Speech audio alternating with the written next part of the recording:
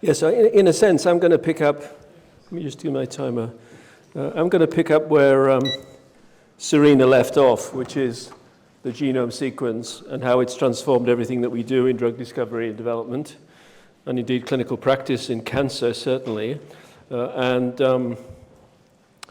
sort of go into the future as well as the current, which is already, exciting enough in terms of new technologies and I think great progress.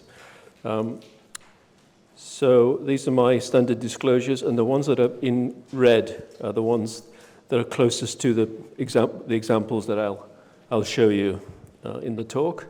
So this is just a quick revisit of my early days in Cambridge. So this is me outside the MRC Clinical Oncology Unit, which is the old LMB building, the first building on the right when you go into the Addenbrooke's campus, an extremely undistinguished building. And this is me in playing football for the MRC All-Stars team. And all of this land, including the football pitch, is now dominated by new buildings. I mean, the new campus on Addenbrooke's is just extraordinary, very exciting. So at the time in Cambridge, I worked on hypoxia and tried to make drugs and develop drugs clinically, including this one that we took in as an imaging agent to detect hypoxic cells as well as treat them. And that was a selective deficiency, if you like, oxygen deficiency in cancer cells. We tried to make drugs that would exploit that would kill the hypoxic cancer cells. I don't think overall that they were ever approved, but it was an exciting area at the time. But just before I left Cambridge, I moved on to this area. This is a conference that I organized with several colleagues.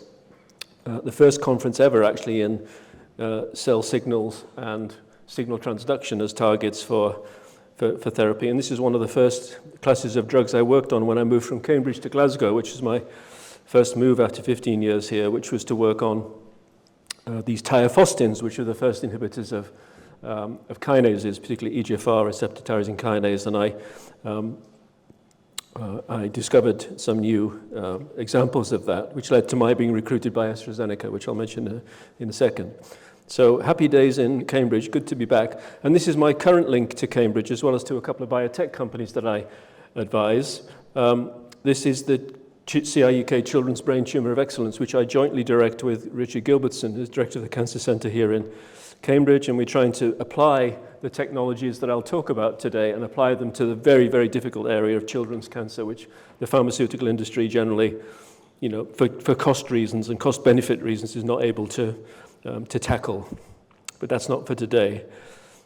So what I will talk about today, the themes will be how cancer drug discovery has evolved. It won't be too much looking back, it'll be mainly looking forward, but I will talk about how cancer drug discovery has just changed so dramatically over my career. I started in the 1970s and just absolutely transformed and continues to be transformed. I'll talk about the important topic of how we engineer molecular selectivity into drugs so that they hit the right target and they don't hit off-target effects that we want to protect the body from. And I'll talk about the use of chemical tool compounds, a little bit like drugs, but actually designed to be used in experiments and very selective to inhibit a particular target and maybe to validate that target in cancer. And then these are the case histories that I'll go through. I'll definitely, hopefully, have time to cover these first three.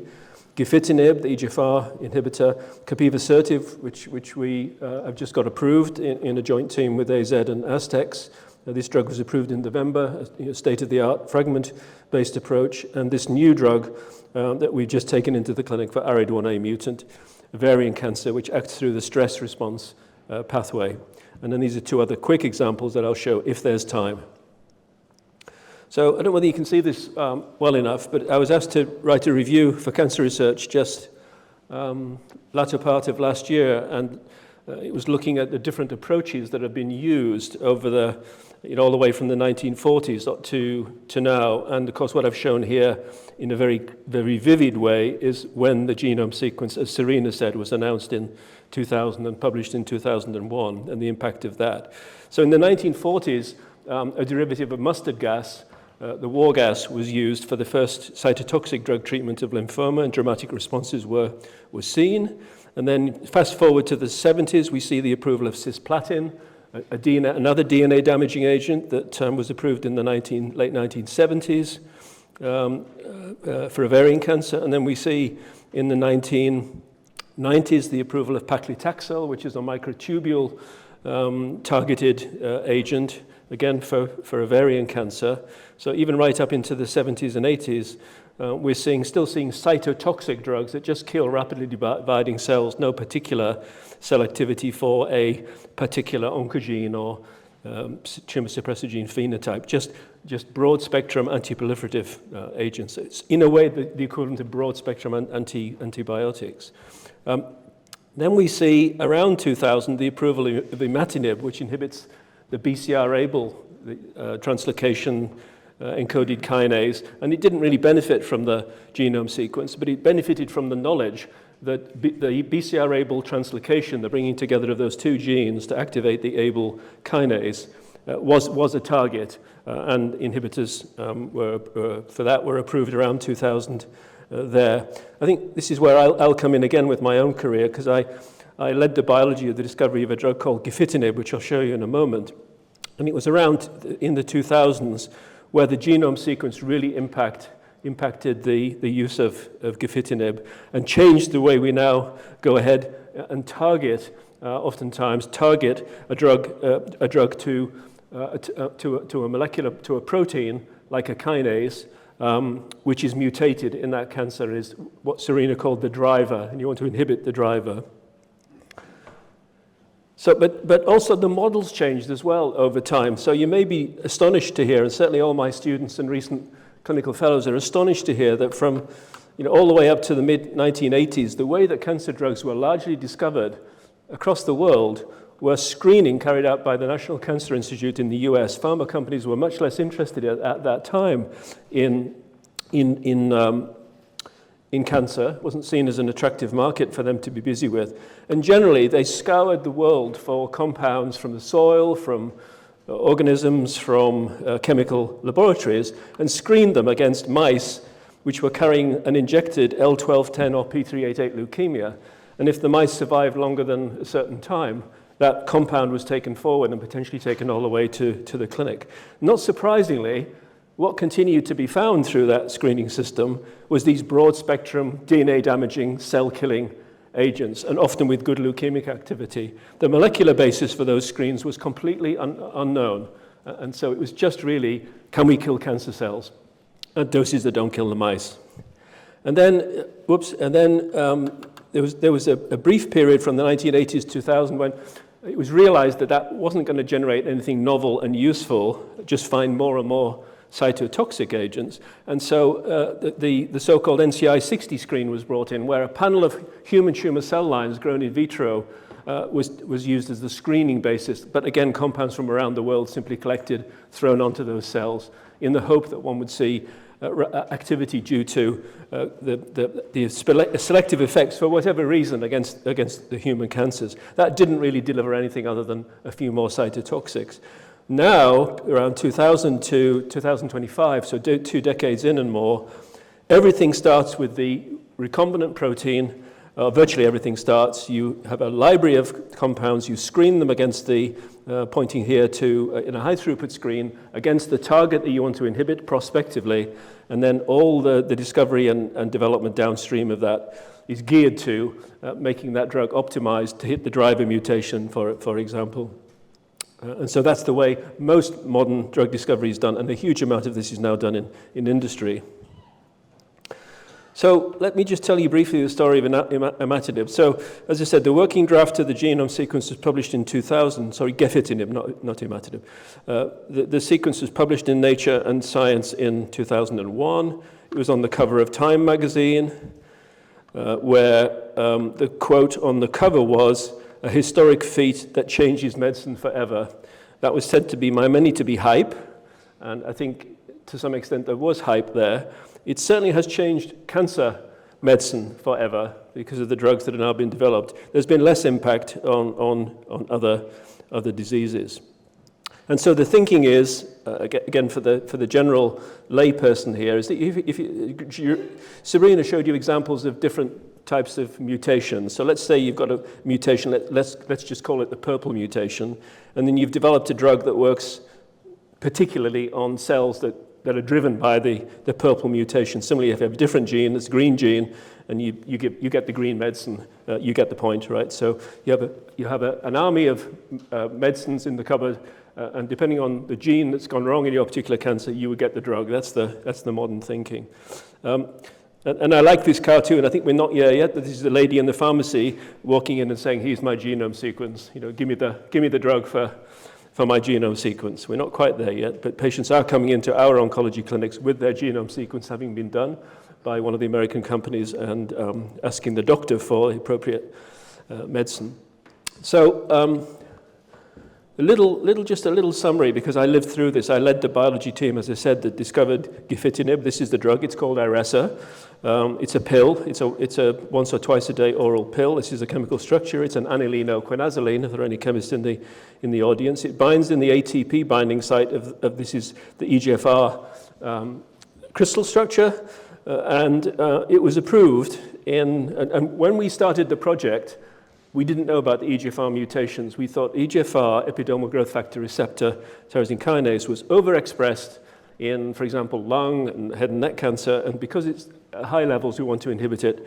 And there was no RNA interference, by the way, to validate that as a target. So it was based on, retrospectively, quite weak evidence.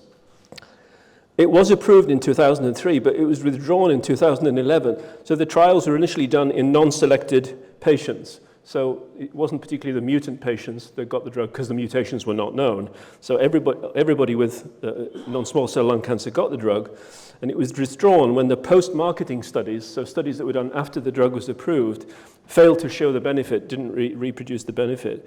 But it was reapproved in 2015 for patients whose tumors have the EGFR exon 19 deletions.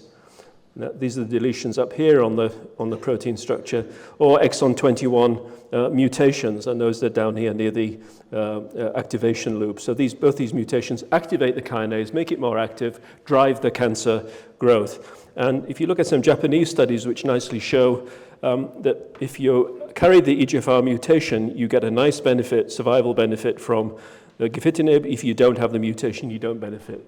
So now Gefitinib is now sold with EGFR mutation on the label, only given to patients with the mutation. And just to mention selectivity, so that often the way we look at kinase is a family of proteins, and many of them are mutated in cancer. And I mentioned before, you really want to inhibit a particular kinase, and you don't want to inhibit others because that could cause side effects. And here's a compound that's used in the lab, not very often, but for particular reasons, and it inhibits most kinases. And here you've got Gefitinib, which inhibits, this is where EGFR is, but not inhibiting too many other kinases, so that's quite selective, as we call it. And Lapatinib, which was mentioned this morning, which inhibits the HER2 kinase, incredibly selective. And there are ways of engineering this selectivity. Now, you would think from the future, in general, that you would now turn it on its head and you say, first you discover the targets, the ones that are mutated, and then you discover an inhibitor against that. It generally is true the way that it's done now. Prospective, designing a drug to work in a particular population with a particular mutation status. This is just to mention the difference between drugs and probes. So drugs are small molecules that need to be safe and effective. And if they have off-target effects, some, for example, scattered around the kinome, it's a kinome inhibitor, that doesn't matter as long as the drug is safe and effective. If you want to use these compounds as inhibitors in the lab to ask questions about what that protein does, which we do all the time, it's one of my interests, it's not the case. You want to be very selective. You want high target selectivity so that you can interrogate that biochemical function. I may come back to that if there's time as we go through. So to make chemical probes, you want a well-characterized selective chemical probe. You give it to the research community. Research community can then use it to find its utility and what proteins do. And if you want to find the best inhibitor to use in your experiments, then I recommend maybe to the young people here, that you visit the Chemical Probes portal, www.chemicalprobes.org, which I run out of the Institute of Cancer Research, and that's a good way to find good inhibitors for your experiments, perhaps to validate your target of interest. That's a little segue into chemical probes. So a great inspiration to me throughout my career has been Paul Ehrlich, who was around just a little bit before my time, about 100 years. He's the father of chemotherapy. He came up with the term magic bullet. He used the word selectivity. He talked about killing parasites without damaging it becomes possible to kill the parasites without damaging the body to any extent. So the notion of selectivity for the organism or the tumor that you're trying to treat. Interestingly, the drug that he discovered, salvarsan, the most famous one for syphilis, he had the wrong chemical structure. It's been revisited, and this is the structure of the compounds that he actually produced and were marketed in Germany. So what then are so a little bit now, this is all very well. We've got genome sequencing, we've got genome targeting of drugs. Where are we? What are the key challenges? Well, this is what I call the problem statement. So the problem statement is that based on US data from really quite recent, only about 14% of oncology patients in the US, and my friends in the UK tell me it's about the same. Only about 14% of cancer patients have what we call actionable targets. So they have targets like the EGFR receptor that's mutated and for which you can have a drug available. The other 86%, 80-odd%, they have mutations, they have driver genes that are either unknown or for which there are no drugs. And only half of those benefit. So if you go back to the lady at the pharmacy with the DNA sequence, a bunch of maybe 14, 15% are benefiting. The vast majority of cancer patients are not yet benefiting from this new era of precision medicine. They're still getting chemo, actually. Chemo is still very widely used. What are the solutions? The solutions are to extend the drug to cancer genome, so find, for the difficult targets, hard-to-drug targets, find drugs that act on those, and the way to find those is to use new chemical technologies, which I may have time to mention, and certainly Alessio, in his final talk of the session, will talk about, I'm sure, about PROTACs and degrader molecules, which are the exciting new approaches that are being used. We need to increase the robustness of target validation so that if we work on a target, we want to be more sure that it really is a key target for that particular cancer. That target is important in the development of the cancer. Don't start on the wrong target, otherwise you'll have problems later on. We need improved biomarkers to select patients so that they can benefit from the targeted therapies that we developed. We need to be much better at that. And we need to overcome the problem that Serena raised, and this is true of all drugs, whether they're cool kinase inhibitors or PROTACs or they're old-fashioned chemo. Cancer will adapt, evolve, and drug resistance will develop inexorably because that's what biology does when you put onto cells or onto organisms a perturbation like a drug. Then Darwinian evolution will happen, and that's a reality that we have to face.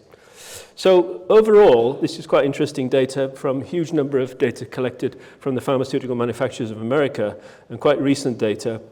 You can scan down this if you're interested in the different, this is time to approval from going into the clinic. So the average drugs takes 10.5 years to go from the phase 1, which is the first patients getting the drug, all the way to FDA approval. So 10, 11 years in clinical trial and some much longer. The overall success rate of drugs that go into the clinic across the whole of medicine is only 8%. So the vast majority, 92%, of drugs that go into the clinic fail. And for cancer, it's even worse, only 5% fail. So the success rate is only 5% in the clinic. And it costs almost as much as it costs to sequence the human genome, nearly $3 billion per approved drug if you factor in the cost of the failures. So it's expensive, it's slow, and there's a low success rate. Why on earth would you want to work in this field? Well, it's because of the fantastic successes that you can get, and it's just a wildly exciting field. I continue to be so excited about working in this field. Despite the low success rate in oncology, if you just look at the yellow bullets here, despite the success rate, it's still, investment in oncology is still 33% or a third of all of drug development projects, so it's still considered very attractive, despite the failures. And importantly here, trials where the drug being developed has a biomarker to select the patients who are going to get the drug, like the EGFR mutation getting Gefitinib, they are twofold more likely to succeed in the clinic. The success rate is up at 16% across all disease areas. And for the most recent data, nearly 90% of oncology approvals had a patient selection biomarker. So this is definitely the way forward. And to help with that, I don't know how well you can read this, but I developed something called the pharmacologic audit trail, which we certainly apply in our center and many other centers do as well. And the notion here is that, I don't know whether you can read this side, it says, first of all, if you're giving a drug, or developing a drug, you first of all measure the blood and tissue concentrations to make sure the drug's getting adequate exposure, and then you look at a molecular marker to show that the target is being inhibited, and then you look at whether the biochemical pathway has been altered, and then you look at whether the biological effect is achieved, apoptosis, tumor growth inhibition, and then you look at whether that connects to clinical benefit. And right at the top now, in this more advanced version that we published in Nature Reviews Cancer 2010, you have, you have the patient identification right at the top, patient selection biomarker. So by these series of biomarkers, you can be more likely to be more successful. And the mantra that we had in the Drug Discovery Center when I led it for nearly 20 years at the ICR before I became CEO is no biomarker, no project. If you haven't got a biomarker, we aren't even going to start working on the drug discovery project because we're unlikely to succeed. We have been relatively lucky in our drug discovery, mainly through partnership. So since 2005, in the center that I led, we've discovered 21 drug development candidates. 13 of those have progressed into clinical trials. 2 drugs have been approved, abiraterone for prostate cancer and Capivasertib, which I'll tell you about, for ER-positive breast cancer, just approved in November. And we've collected various gongs and things that are quite nice to show the success. But what's important is that we help the ecosystem to innovate, that we work in partnership with industry and other academics, and it's patient benefit that's the real measure of success. So I think Jan Hoijmakers showed this right at the end of his talk. He's my version of it, because what I find, I gave a talk to the Cambridge medical students recently, and they said afterwards, nobody tells us about how drugs are discovered. We get a textbook says here's the drug, and I think people find it very interesting, and I hope you will, to see how we actually find drugs and the modern technology that we use, rather than just them appearing as if by miracle. So, here's some gene expression profiling and sequencing, and these two old duffers say, well, we've got all that genetics, and now a miracle will happen, and we get a drug. It's not a miracle. It's done by huge teams of people working together, academic groups, venture capital, pharma companies, biotech companies, hospitals, working together as a community to discover drugs and to achieve success. And certainly all the success that we've achieved at ICR has been through partnership and through working with fantastic other groups of people. So the first example that I'll show you is the drug that's just been approved, and it was discovered using a very, at the time, very novel approach, and it's still in the top. When I asked ChatGPT this morning to tell me what are the top drug discovery technologies, fragment-based drug discovery came out as one of the very top, alongside the degraders and so on.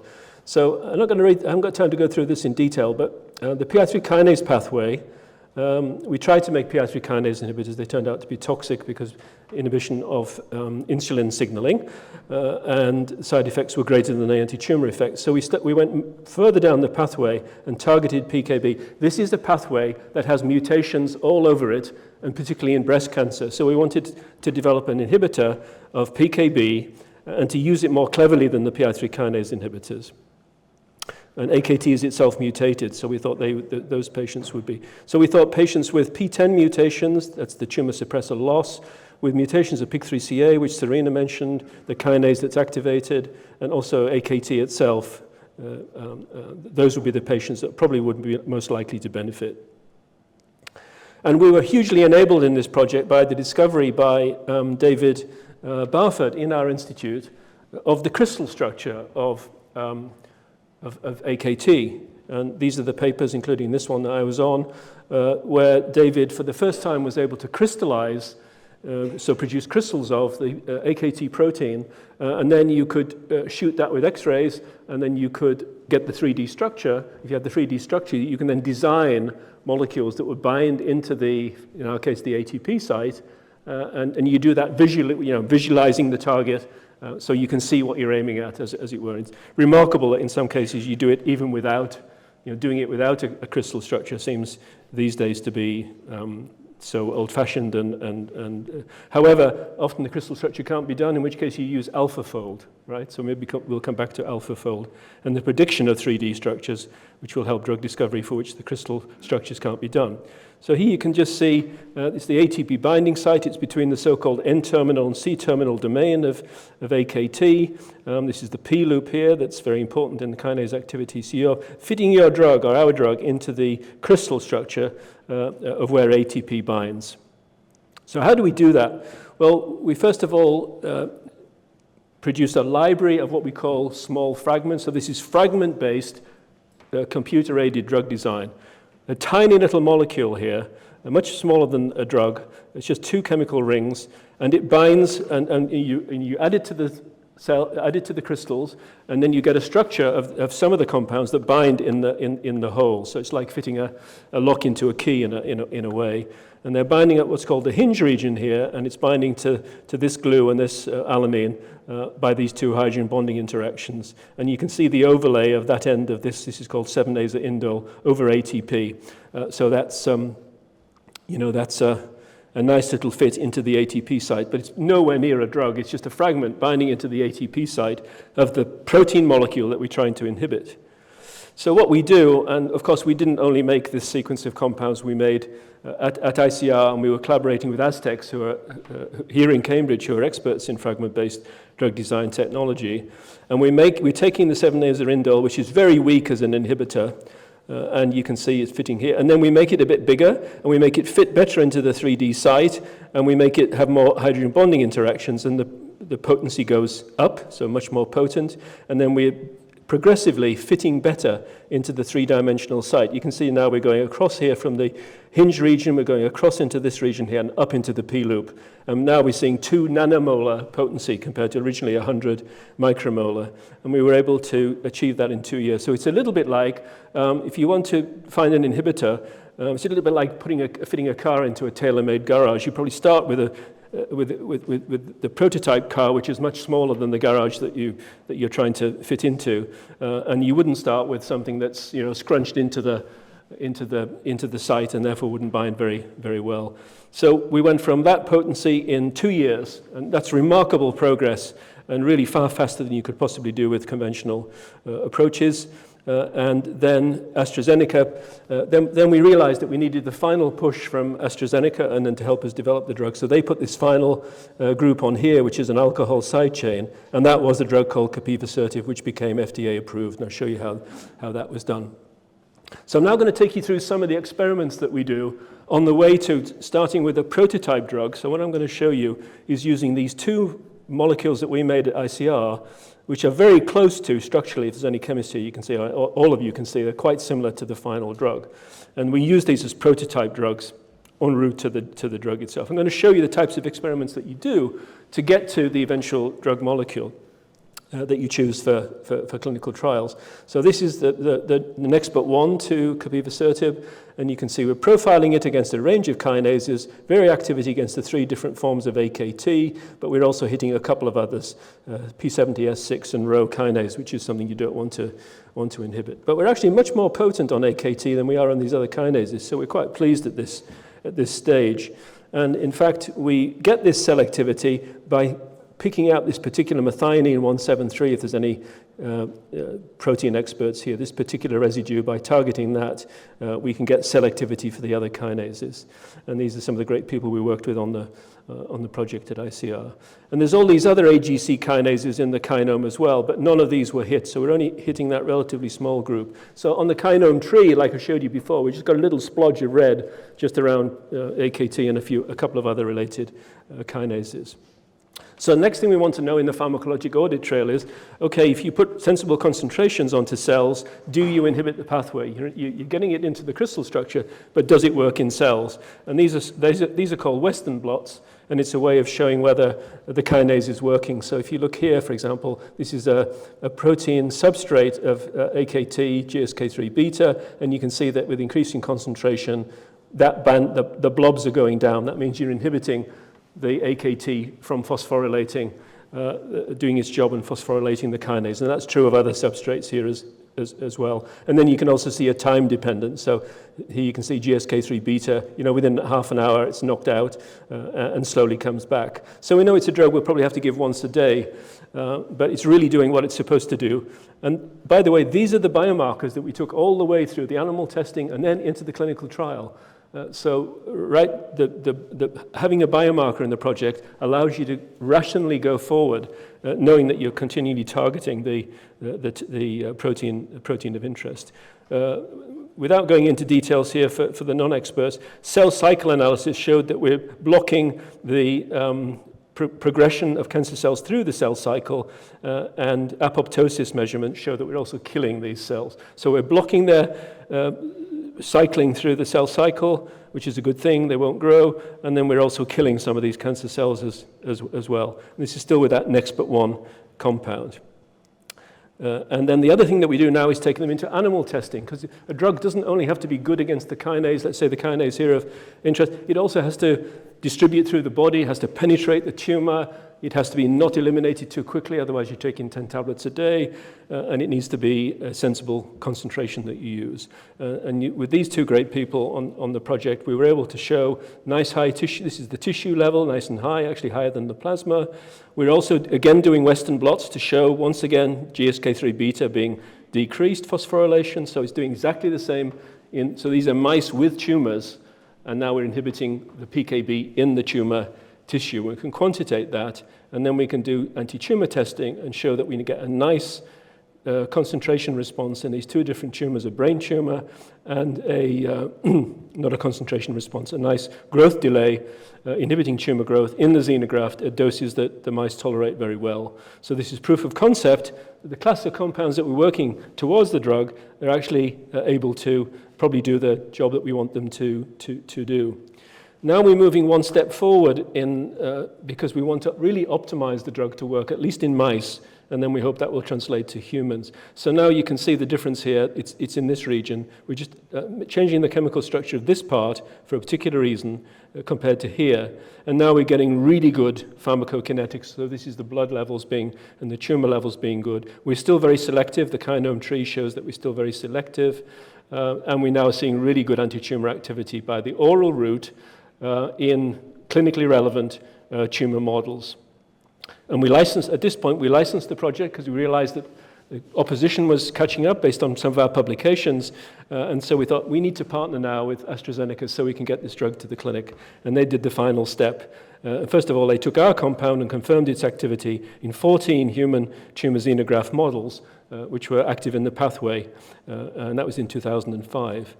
And this is once again, this is the addition that AstraZeneca made, a small but important addition. It took out the hERG target, which we were inhibiting. That causes sudden death syndrome because of heart defects. So we didn't want that, and they got rid of that for us. And they took out Rho kinase, which causes hypertension, and we didn't want that, and they took out that for us as well. Still very selective in the kinome tree, and really nice anti-tumor activity in multiple tumor models, including breast cancer models added to the normal hormone therapy in breast cancer, which I'll come on to. Okay, so now I'm going to tell you very quickly so that's shown you how we're optimizing multiple parameters, potency, fitting on the target, getting the car in the garage neatly, but also optimizing uptake into cells, showing it works in cells, showing that it works in animal models that should respond and not in those that shouldn't respond, and then that it's well tolerated and safe to give, and then we take it to the clinical trial, which we also did in our unit, in our phase 1 unit. So this is the so-called phase 1 clinical trial, which is given usually to patients who have no other treatment options. Once again, we use the pharmacologic audit trail. So, we have a patient selection biomarker. We do the pharmacokinetics to show the blood levels are sensible in the patient. We do the GSK beta phosphorylation, the pharmacodynamic markers to show that in the patient, the target's being inhibited. And we look at downstream pathway modulation, and then we see if there's a clinical response. And that was used in the phase 1 clinical trial. And to summarize what Uday Banerjee, who led this trial in the paper, said, at the recommended phase 2 dose, which we take forward, The drug was well tolerated. This is before it became Gefitinib. It was AZD5363. It was well tolerated, achieved plasma levels and robust target modulation in tumors, the pharmacologic audit trail. And collectively, the PK and PD and the pharmacologic audit trail helped us to select a dose of 480 milligrams, 4 days out of 7 for the final later stage clinical trial. Why did we give it 4 days out of 7?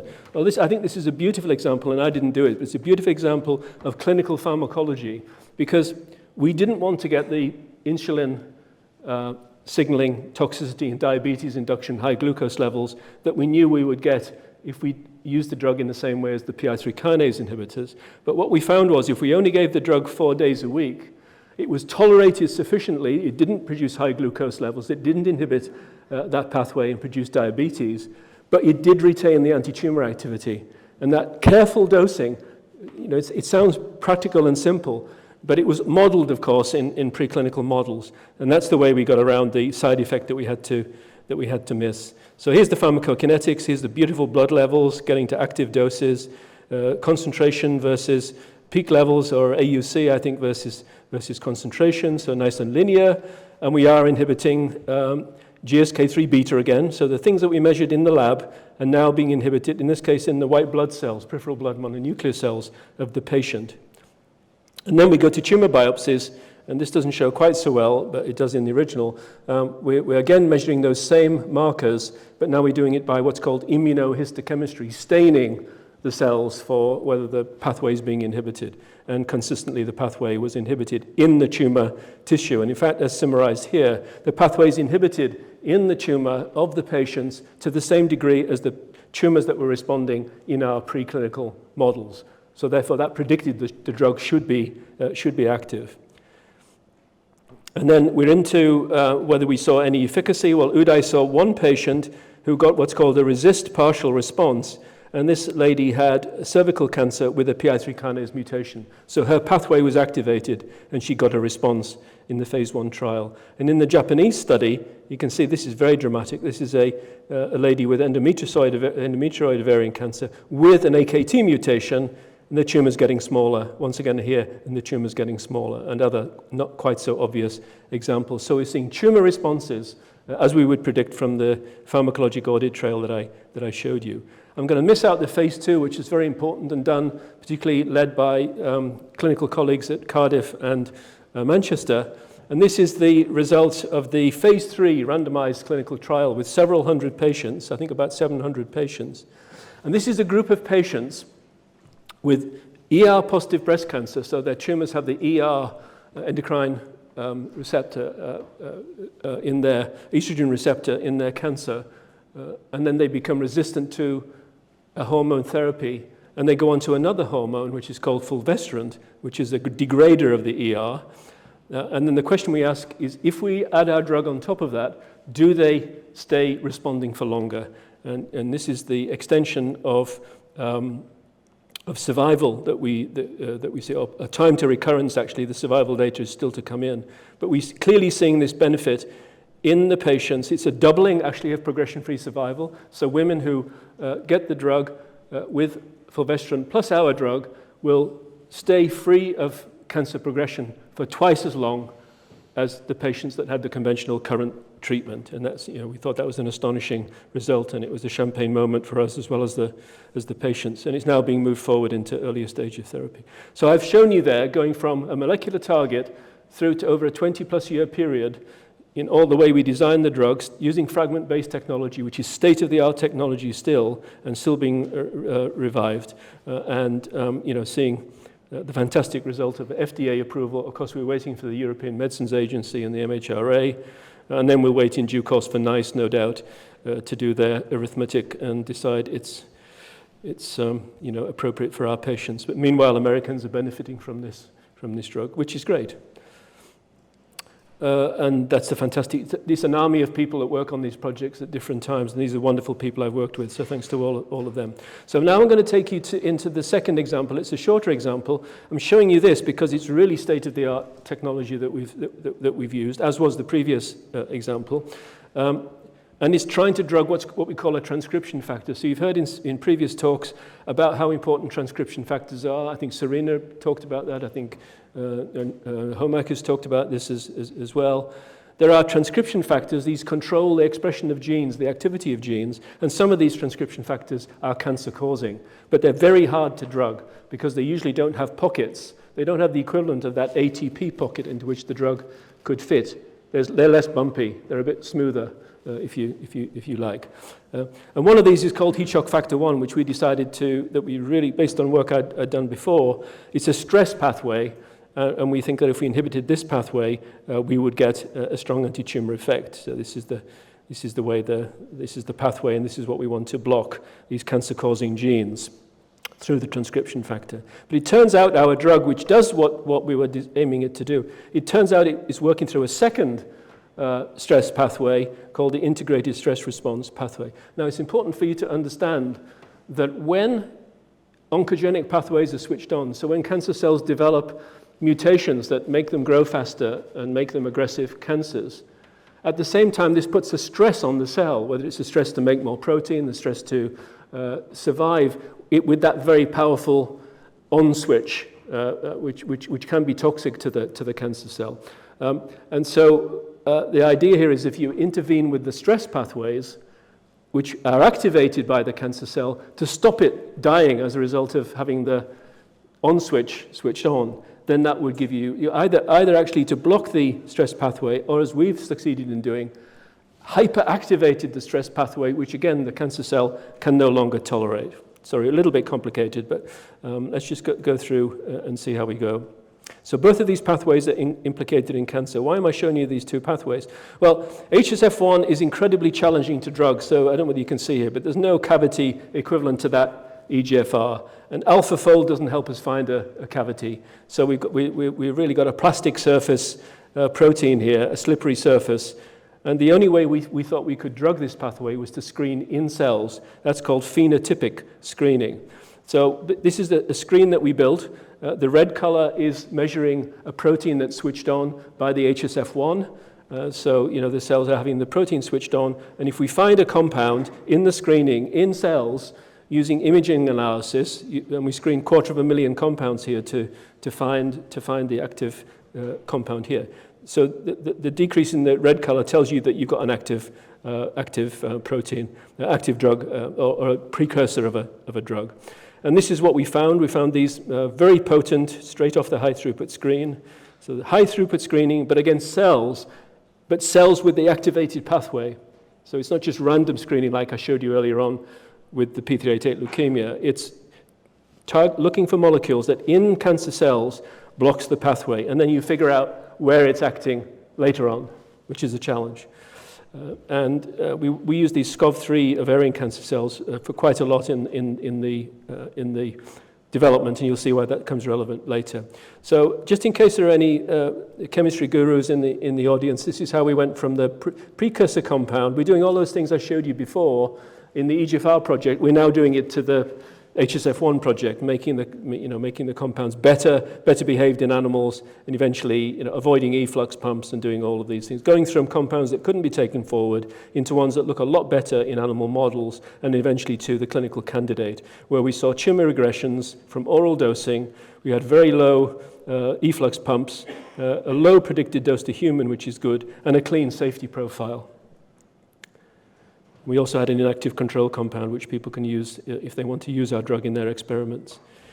Here we show, using a method called TACMAN, that not only are we blocking the tumor protein production from HSF1, but we're also clearly blocking transcription, which you heard about before. We're blocking the turning on of downstream gene products, the mRNAs, as a product. So we know we're on target with this prototype drug. And again, just to summarize the compound that we took into the clinic, minimal efflux, good PK/PD, good pharmacologic audit trail, and we found that they were particularly active against a subtype of human ovarian cancer, which are called ARID1A mutant. I don't think we've got time to go into why that's interesting, but maybe in questions we can pick that up. And we saw dramatic activity in xenografts, clear safety panel, so it doesn't hit other targets. And actually, because ARID1A mutant ovarian cancer is a high unmet need, these are the women that don't respond to cytotoxic chemotherapy. Most ovarian cancer patients will get platinum and Taxol, two of those old school drugs that I showed you when they were developed in the 70s and 80s.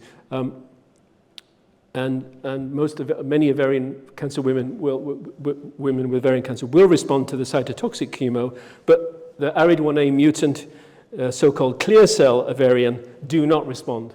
So that's why FDA gave us fast track designation, and there's a little bit more detail here. So we're now working with these specialist groups in Europe and in the US through Nuvectis, which is a company that we licensed our drug to. And this is the pharmacologic audit trail. When you put the drug on tumors, mice with these tumors, it shows that we're inhibiting the HSF1 pathway and we're activating the integrated stress pathway.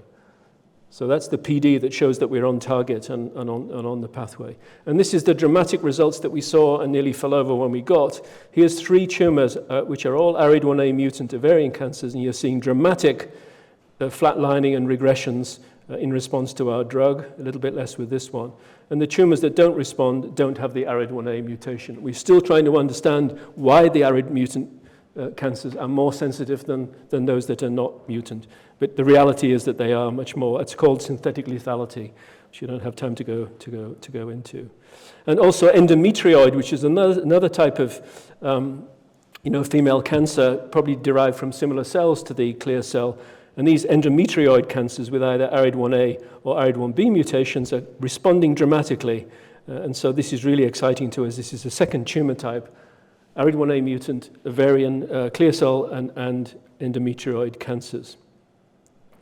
Now, I'm definitely not going to have time to show you all of this, but in case there's any specialists in the audience, we used RNA-seq. I think you have seen the RNA-seq, looking at the RNAs. And what the RNA-seq data tell us, it confirms at the genome-wide level that the heat shock response is being turned off, that's why it goes blue, and the integrated stress response is turned on, that's why they go red.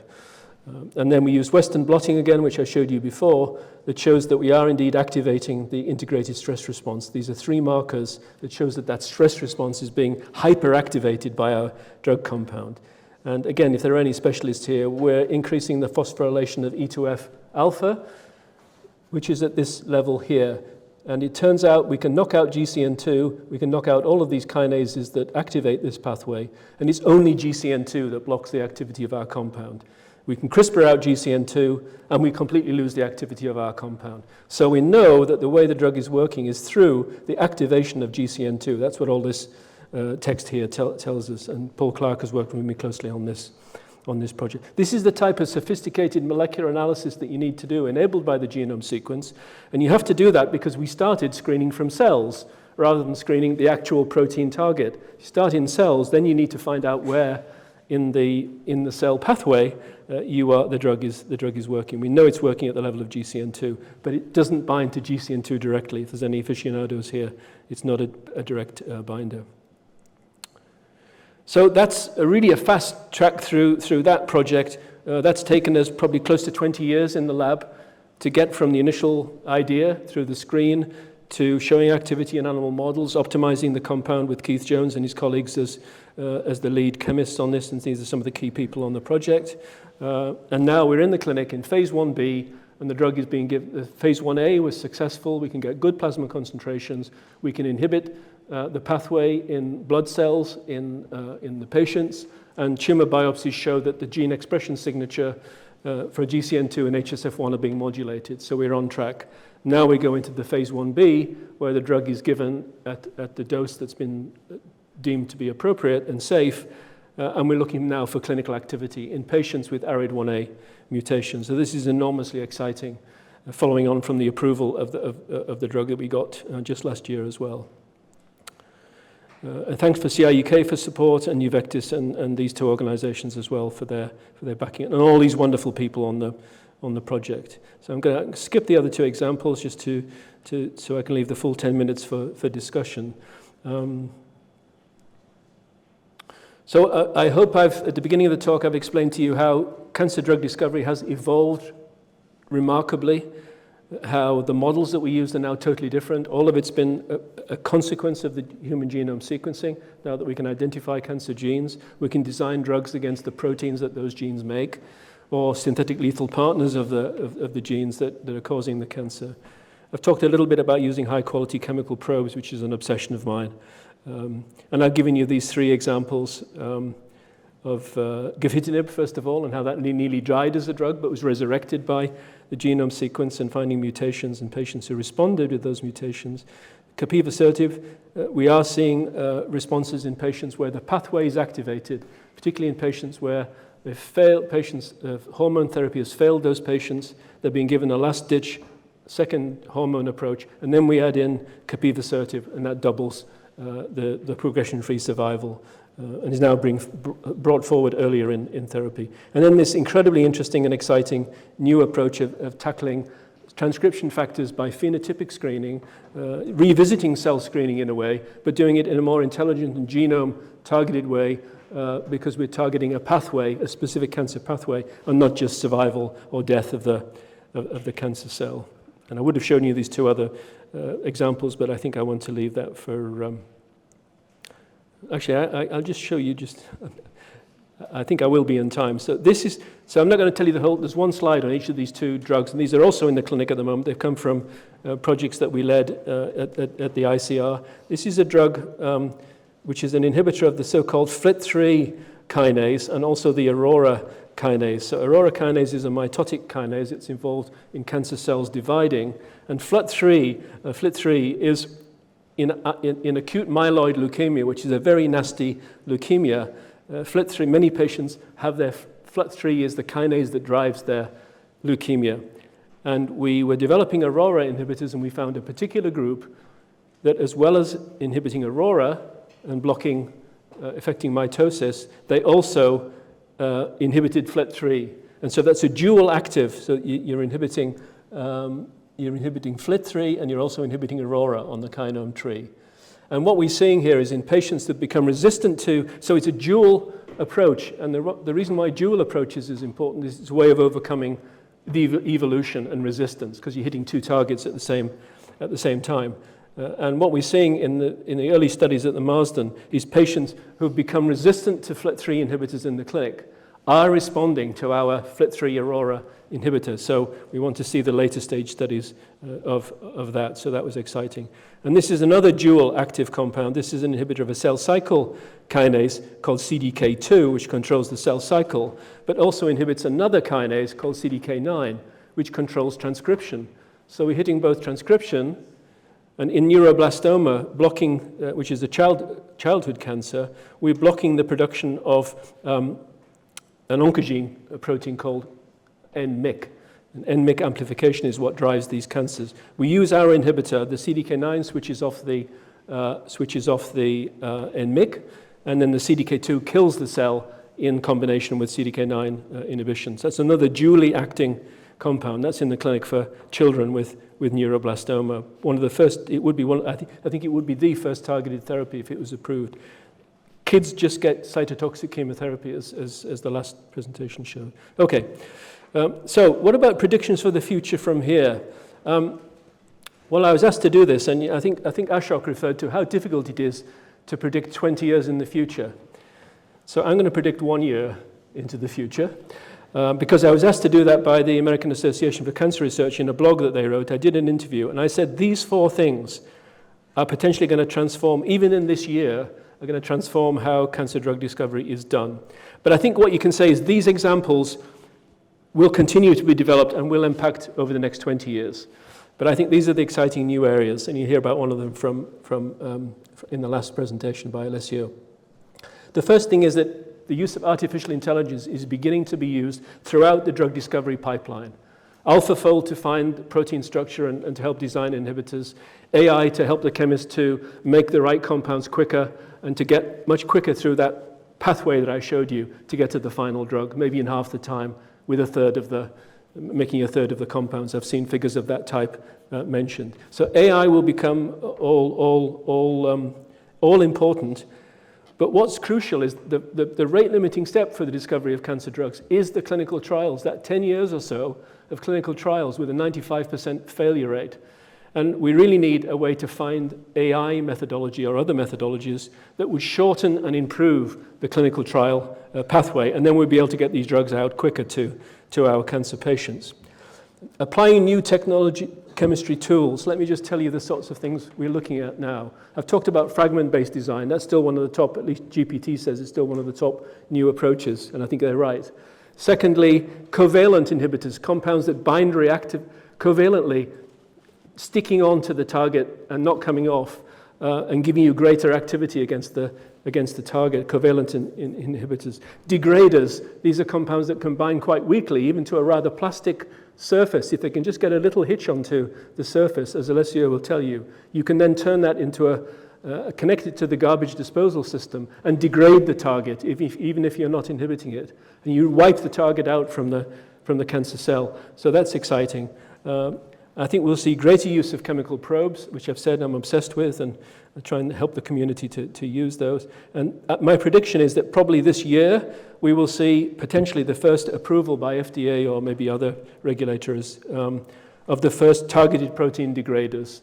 That will be really, really exciting. But we're being able to drug now difficult targets much more easily through this revolution in a suite of chemical technologies. And I think that's tremendously exciting alongside the already breakthrough that preceded it in biology enabled by the genome sequence. And putting those together and making a successful overall approach that's quick and effective, I think is the secret to success. The other secret to success is have a great team, and these are my PI colleagues in my center, which I led for nearly 20 years, and thanks to them, thanks to all the staff of the center, 150 of them. And then this is my own lab at a Christmas party to show that I also stayed running my own lab and working on mechanisms and contributing to the drug discovery projects myself. And thanks to all of them, thanks to CIUK for funding me consistently at the ICR, MRC funding my early days in Cambridge, of course the patients and their families, and finally thanks to you for listening.